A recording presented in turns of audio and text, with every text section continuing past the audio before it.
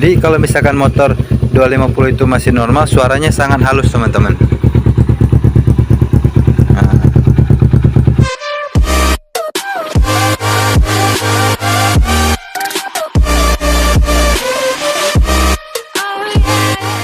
Oke teman-teman, assalamualaikum warahmatullahi wabarakatuh teman-teman.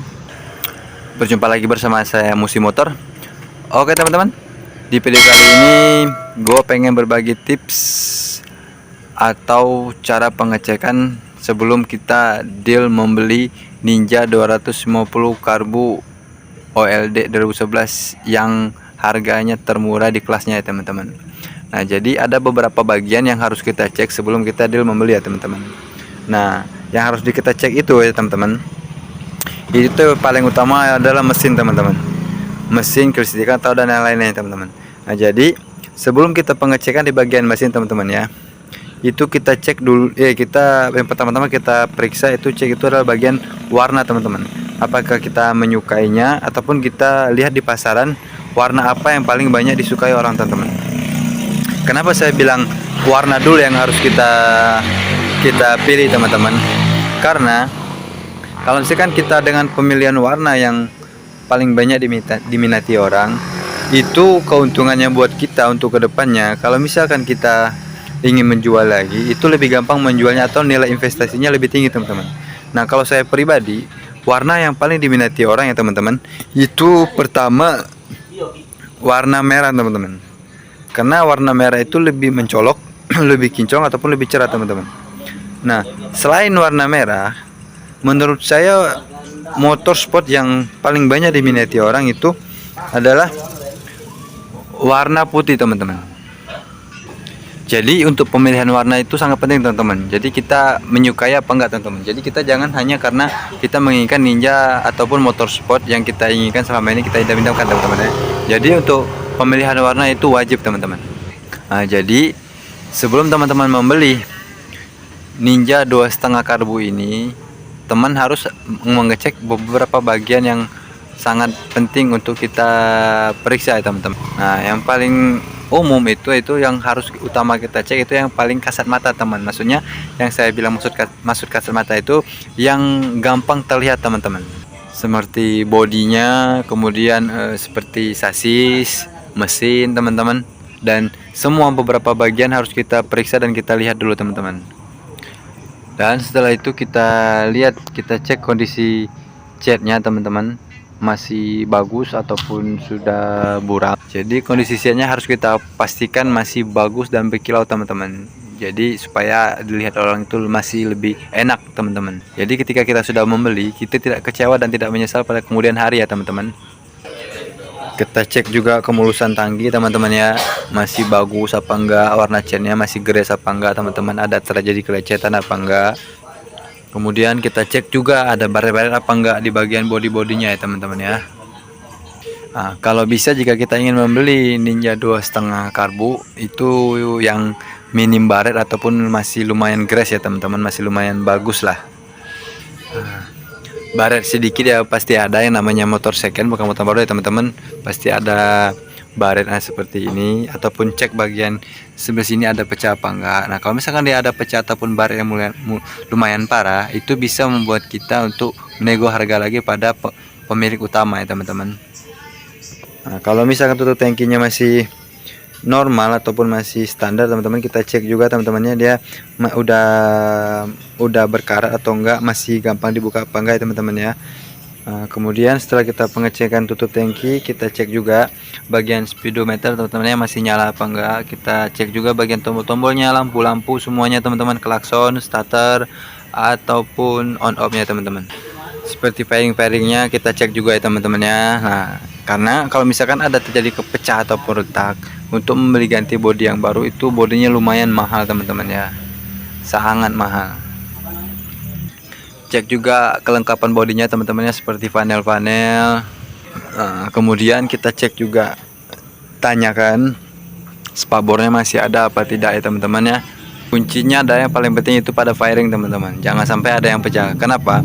Karena kalau misalkan ada pecah bagian fairing itu kita mau menggantinya butuh biaya yang sangat mahal teman-teman, karena harganya masih sangat lumayan ya teman-teman ya. Nah, kalau misalkan dia cuma sekedar seperti spakbornya yang pecah ataupun bagian dashboardnya itu nggak apa-apa karena harganya masih lumayan terjangkau ya teman-teman, nggak seperti body fairing samping ataupun belakang teman-teman.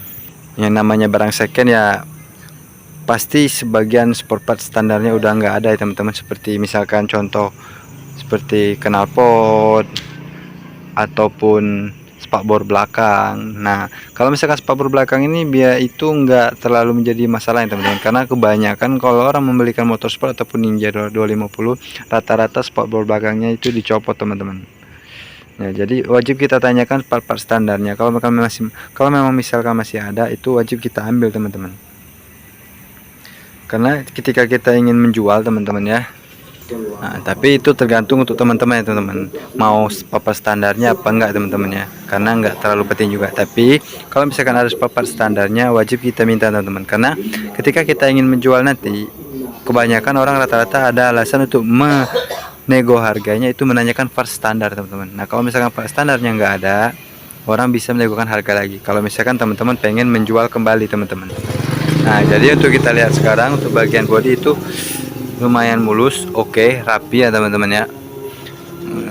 Baretnya nggak terlalu banyak, paling ya baret-baret kecil sedikit ya teman-teman. Seperti ini ya wajar lah, namanya motor second ya teman, nggak semulus motor baru. Jadi kalau misalkan bagian bodi udah mulus itu udah lumayan lah ya teman-teman, rapi, tidak ada pecah sama sekali ataupun nggak ada baret yang terlalu kelihatan ya teman-teman. Karena walaupun dia baret-baret sedikit itu bisa kita repaint ulang, kita cat ulang ataupun kita bisa pengecatan sendiri kalau misalnya kita bisa. Tapi kalau misalkan dia kecil-kecil nggak masalah sih, nggak terlalu ya nggak terlalu minus lah kalau misalkan dia baret-baret kecil ataupun gores-gores sedikit teman-teman ya. Seperti misalkan spion standarnya, kelepan-kelepannya misalkan ini spion ataupun stang standar teman-teman ya, knalpot standar teman-teman ya. Jadi untuk yang standar-standar itu boleh kita tanyakan teman-teman untuk kita bawa pulang ya teman-teman ya.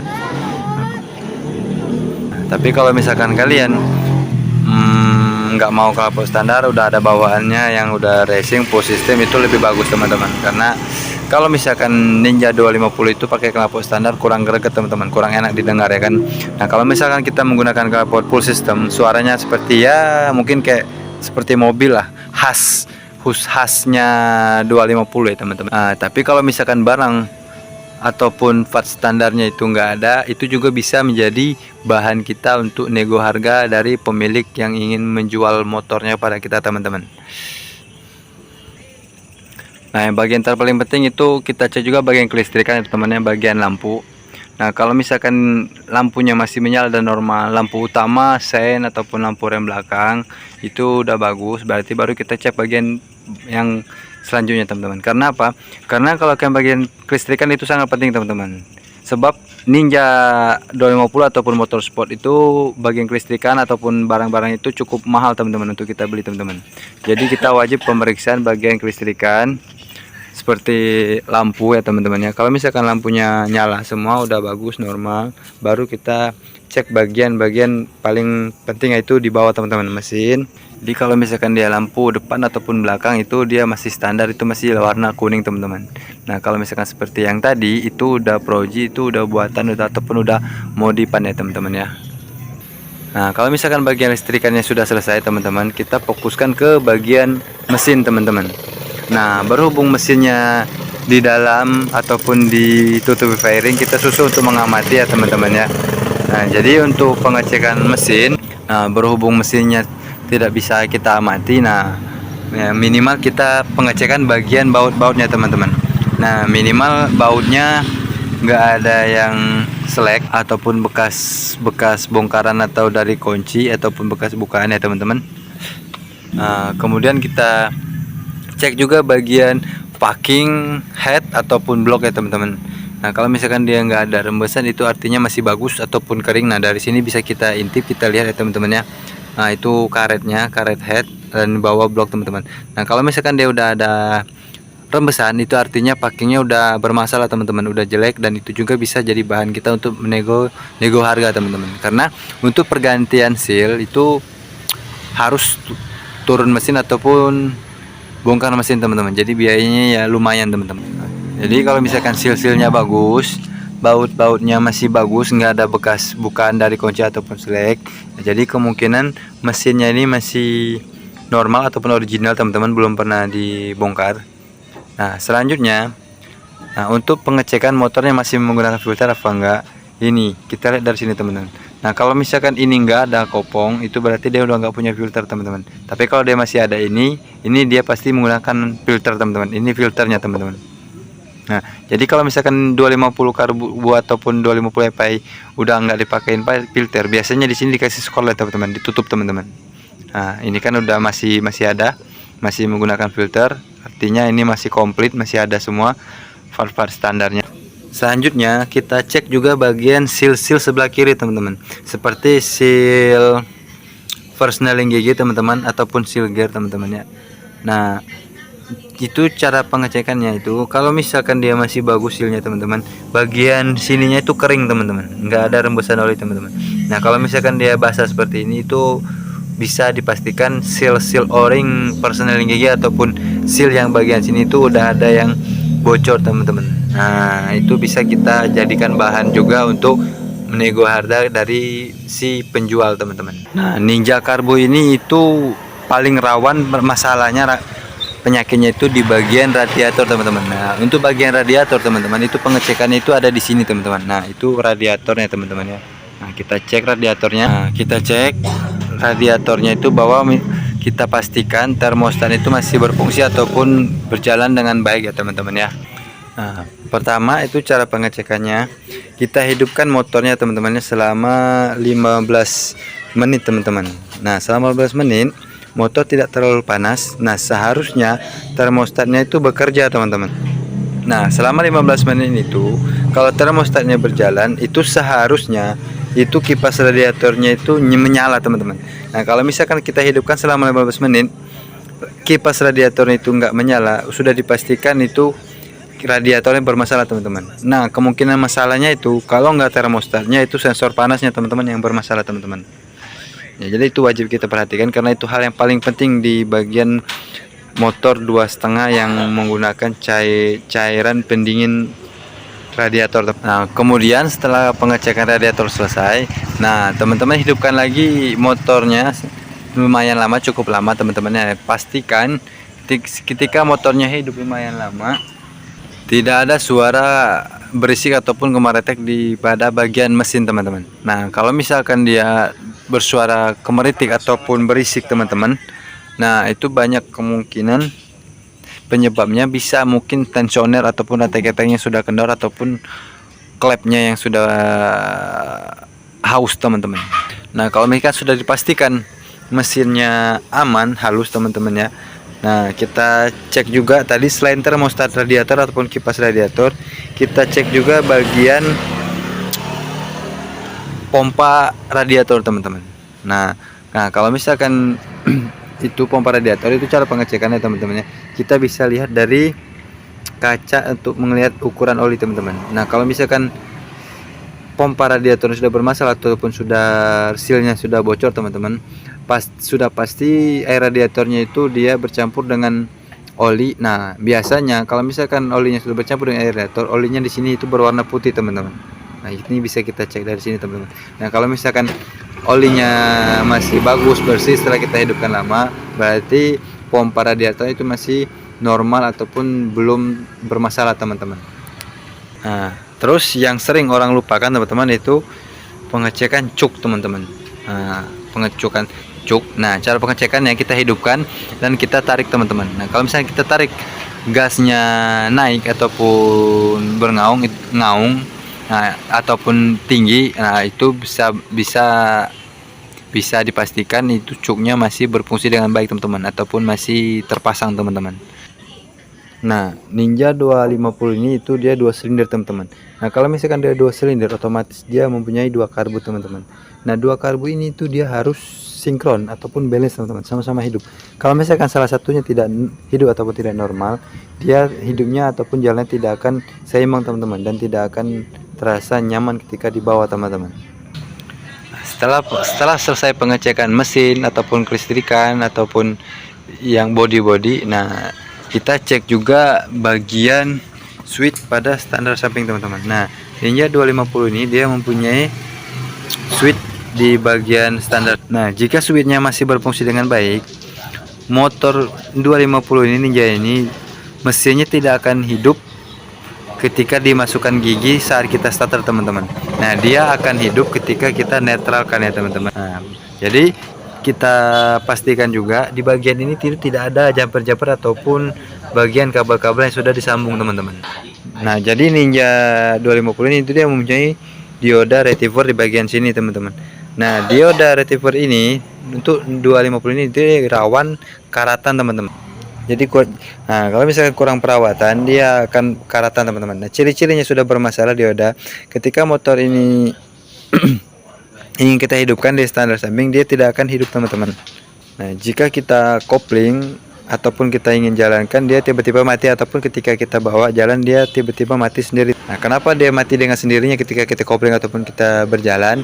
Nah, itu bisa kemungkinan itu dioda yang ada di sini itu kotor ataupun karat teman-teman. Nah, dan itu bisa kita bersihkan, tidak harus kita ganti ya teman-teman. Nah, setelah pengecekan dioda, kita pastikan juga bagian kiproknya itu berfungsi dengan sempurna ataupun fungsi dengan normal teman-temannya. Nah, cara pengecekan kiproknya, motor bisa kita hidupkan selama 15 menit, kita diamkan teman-temannya. Nah, setelah itu kita matikan dan kita hidupkan teman-teman. Nah, kalau misalkan kiproknya itu masih normal ataupun masih berfungsi dengan baik, seharusnya ketika dia dihidupkan cukup lama, motornya masih mau di starter ataupun dihidupkan teman-teman. Nah, kalau misalkan starternya sudah tidak mau dihidupkan ataupun tidak kuat setelah kita hidupkan 15 menit, nah sudah dipastikan kiproknya sudah tidak berfungsi dengan baik teman-teman, karena menguras baterai ataupun aki teman-teman. Jadi tidak melakukan pengecasan teman-teman. Nah, setelah kita pastikan kiproknya normal ataupun tidak teman-teman, nah jadi kiproknya dia kalau misalkan kita hidupkan 15 menit dia drop ataupun lemah akinya, itu sudah pastikan dia sudah tidak melakukan pengecasan pada aki teman-teman. Tapi kalau misalkan kita hidupkan dia masih mau hidup, berarti itu kiproknya masih bagus dan berfungsi dengan normal teman-teman. Nah, selanjutnya setelah kiprok yang harus kita cek itu bagian speedometer teman-teman. Nah, pastikan bagian speedometer, ampere ataupun bensin ini semuanya berfungsi dengan baik ataupun normal teman, ataupun berjalan teman-teman. Pengecekannya bisa kita test drive, kita bawa jalan, kita lihat bagian indikator semuanya netral harus nyala teman-teman. Karena bagian ini walaupun dia kecil, untuk pembongkaran atau penggantian itu biasanya jasanya itu cukup mahal teman-teman. Nah, jadi kalau misalkan salah satunya ini tidak ada yang menyala, itu bisa jadi kemungkinan kalau misalkan speedometer bisa kabelnya yang sudah putus ataupun kabel indikatornya itu sudah dipotong teman-teman. Nah, untuk selanjutnya kita cek bagian seal shock ataupun batangan shock teman-teman. Nah, kalau misalkan seperti ini kan ini sudah bocor teman. Jika sudah ada rembesan oli, ini sudah dikatakan ini bocor teman-teman. Nah, sebenarnya sih agak murah, tidak terlalu mahal. Untuk pergantian seal shock Ninja 250 ini itu kurang lebih itu satuannya itu 50.000 teman-teman. Nah, tapi permasalahannya bukan karena pergantian seal shock teman-teman, tapi tabung ataupun batangan shocknya teman-teman. Jadi pastikan bagian batangan ini putih ini tidak baret terlalu parah teman-teman, ataupun tidak ada goresan teman-teman. Karena kenapa? Kalau misalkan dia terjadi goresan, jadi kalaupun kita servis, kita ganti sealnya, dia tetap bakalan bocor teman-teman. Nah, jadi kalau misalkan dia tetap bocor, otomatis kalian harus mengganti tabungnya teman-teman. Nah, untuk mengganti tabungnya itu ini harganya cukup lumayan teman-teman, sangat-sangat lumayan teman-teman. Jadi sangat penting kita pastikan shocknya tidak terjadi bocor, ataupun kalaupun memang bocor kita pastikan bagian asnya ini tidak ada baret sama sekali teman-teman. Jadi cukup kita ganti sealnya saja. Jadi kalau misalnya kita ganti sealnya saja masih lumayan murah lah, masih lumayan terjangkau ya teman-teman. Nah, setelah sudah kita pastikan bagian shocknya tidak bocor ataupun memang bocor tapi batangan shocknya tidak baret, itu tidak masalah teman-teman, karena biayanya tidak terlalu mahal. Nah, pengecekan selanjutnya itu kita cek bagian piringan cakram teman-teman. Kita pastikan bagian piringan ini tidak termakan ataupun sudah habis terlalu dalam teman-teman. Karena kalau misalkan dia sudah termakan ataupun dia udah bunyi sek itu, untuk penggantian piringan cakram ini cukup lumayan teman-teman. Harganya kalau nggak salah kisaran di 300 atau 600-an ribuan teman-teman. Nah, jika kita sudah pastikan piringannya sudah masih bagus ataupun masih layak pakai, nah kita cek juga bagian peleknya teman-teman. Dia terjadi beang ataupun istilahnya itu ada kayak bengkok lah teman-temannya, ataupun kena lubang, ataupun kita cek kalau misalkan dia nggak ada bengkok-bengkok, kita bawa jalan teman-teman. Pastikan peleknya nggak ada beang teman-teman, ataupun nggak senter teman-teman. Nah, kita cek bagian peleknya. Setelah kita cek bagian peleknya, kita cek juga bagian belakangnya teman-teman ya. Nah, kita cek juga bagian piringannya terjadi kausan apa enggak, karena rata-rata untuk piringan Cakram Ninja ini dia rata-rata kebanyakan haus teman-teman, kemakan teman-teman. Tapi nggak masalah karena dia nggak terlalu mahal teman-teman. Dan kita cek juga pelek belakangnya. Kalau misalkan depan belakang normal dari bagian pelek dan dis cakramnya masih layak seperti ini ya teman-teman. Ini masih layak, maksudnya belum terjadi keausan teman-teman. Jadi ini aman ataupun nggak harus kita perbaiki teman-teman. Tapi kalau misalnya teman-teman ketika ingin membeli Ninja 250 tapi disnya ini udah haus parah ataupun peleknya terjadi beang ataupun bengkok, nah ini bisa menjadi bahan ataupun alasan untuk kita mengurang harga teman-teman, ataupun nego harga teman-teman dari harga yang ditawarkan teman-teman. Nah, oke teman-teman. Nah, jadi kurang lebih hanya itu yang bisa saya tunjukkan ataupun tips bagaimana cara membeli Ninja 250 Skon Karbu. Nah, apa saja yang harus kita periksa detailnya. Nah, kemungkinan yang bagian-bagian terpenting yang harus kita cek ya seperti yang saya jelaskan tadi ya teman-teman. Nah, Ninja 250 Karbu ini itu formanya itu lebih responsif dan tenaganya itu lebih enak dibandingkan Ninja FI ataupun R25 FI teman-teman, karena dia karbu jadi tenaganya lebih enteng, lebih enak teman-teman. Lebih tenaganya lebih power lah dibandingkan Ninja FI ataupun R25 FI teman-teman. Yang penting karbunya bisa setting dengan normal atau setup normal teman-teman ya.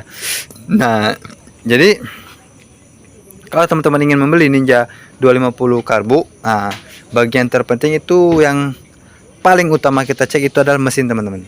Kalau untuk bagian kaki-kaki itu nggak terlalu mahal ataupun nggak terlalu mengeluarkan biaya terlalu besar. Tapi kalau misalkan bagian mesinnya itu bermasalah, kita mengeluarkan budget nggak sedikit teman-teman.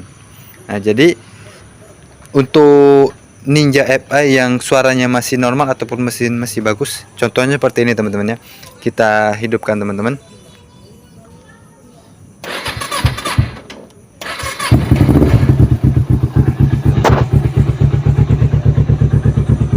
Nah, jadi kalau misalkan motor 250 itu masih normal, suaranya sangat halus teman-teman. Nah, suaranya masih sangat halus.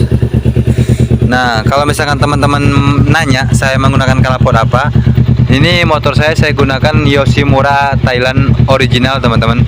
Saya belinya dulu 8.500.000 teman-teman. Nah, kurang lebih seperti itu teman-teman ya. Kita matikan, sudah malam berisik. Nah, oke teman-teman, terima kasih sudah menonton. Semoga video ini bermanfaat dan bisa membantu untuk teman-teman yang ingin membeli motor idamannya teman-teman. Jadi kalau misalkan kalian suka dengan review ini, kalian komen di bawah motor apa lagi yang harus saya review teman-teman. Terima kasih sudah menonton. Jangan lupa like, subscribe channel saya, dan bunyikan loncengnya teman-teman ya. Sampai jumpa pada video berikutnya. Bye bye.